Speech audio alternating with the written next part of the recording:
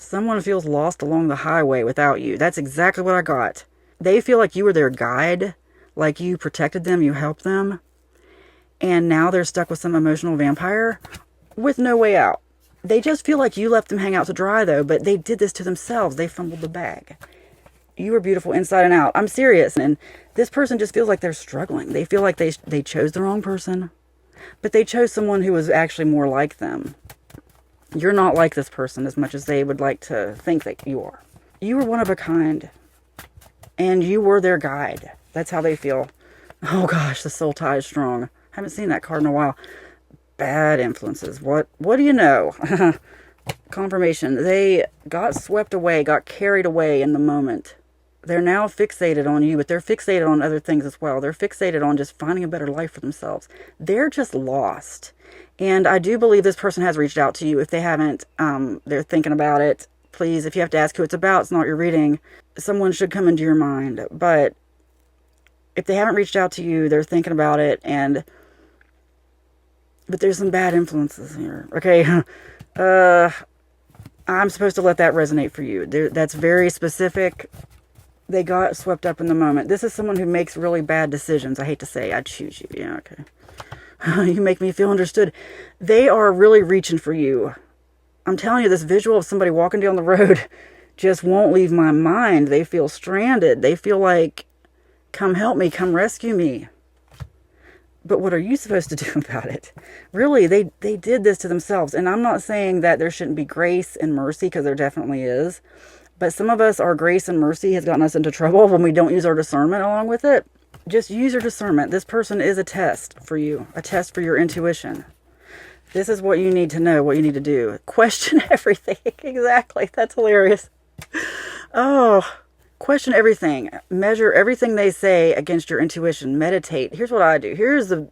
What has helped me so much lately, and this might help someone, but when you meditate, like I go within, I've been imagining like a crystalline heart in the middle of the earth. And there are gold cords, like just gold light that comes through me from outside space, all the way through me, all the way down to my feet and into the earth. And it reaches that crystalline heart, wraps around it. And I just tap into that heart. And I think, okay, I'm connected to that now. What does the energy grid of unconditional love need from me? I imagine also a gold cord, gold light, if you want to call it that, sparkly gold light reaching from my heart center all the way to these cards. I imagine it reaching to these cards, and I just imagine that light flowing all the way through. You can imagine that gold light leaving your heart and going to anyone. The cords. I mean, really get quiet and see what comes to you. But you have to get quiet. You have to tune out the noise of this world. But anyway, I'm more of a person who meditates than prays, because I think prayer is too focused on the outside world. Getting the right words lined up. Meditation is more about listening, regulating your nervous system. And that's really how your manifestations come in. Your mind is always drawing it in, your nervous system. And your brain is part of your nervous system. So your brain is the magnet. Do not forget this. Okay. Just for today, this is about you meditating and going within and asking Source, God, the universe, your higher self, what to do. What this person's wanting. It's just a test for you. You don't have to do anything. You don't have to even reach out to them. I would just journal about it, because there is a lesson in this for you. And this person probably has reached out. I know. I can feel that. They're desperate. I'm telling you, when I say they're desperate, oh my gosh. Be careful, but use discernment. Look, okay. Here's what's great. Oh my gosh. This is great. Okay. I said use discernment, and I was talking about intuition, and guess what came out? You are deceived by no one. Your intuition is strong.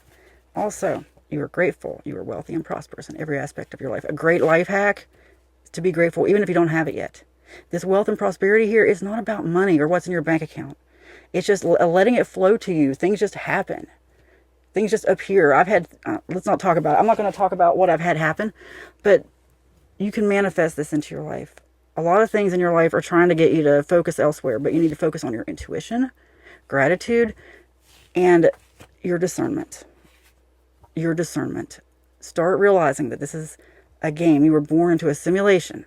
If you ever watch Star Trek, it's like the holodeck. It's based on the same. You can do a deep dive on that if you want to. In fact, the person who came up with that holodeck technology actually is a real person and helped Gene Roddenberry on Star Trek who was in a secret society. And the holodeck came into existence after the original series. It first appeared on Star Trek: The Next Generation. And during that time, Gene Roddenberry, the creator of Star Trek, had become a member of a secret society. And I believe that the holodeck is one of the things that's to inform us about how the simulation works. So what I do is I just imagine myself, like when I'm triggered, I just realized I got to do a video about this. It's been a long time since I talked about it. When I'm triggered, anything happens. You know what I do? I imagine myself getting quiet. And if you never watched Star Trek, it might not make sense. I just imagine the doors just opening automatically like they do.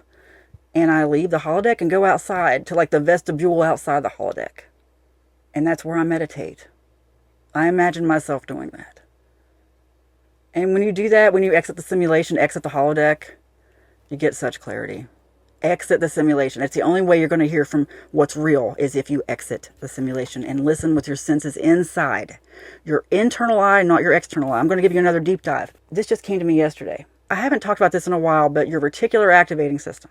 RAS, that's what controls everything. That's your filter. That's your net. That's in your brain. Reticular and the word retina come from the same root word. It means filter. It means a net, like internet. Spiritually, nets, what do? They catch you in a trap. They filter. Retina, reticular. It's your inner eye and your outer eye.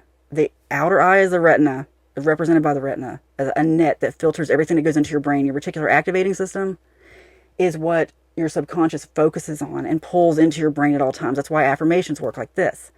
It draws your attention. It's all about attention. Where focus goes, energy grows.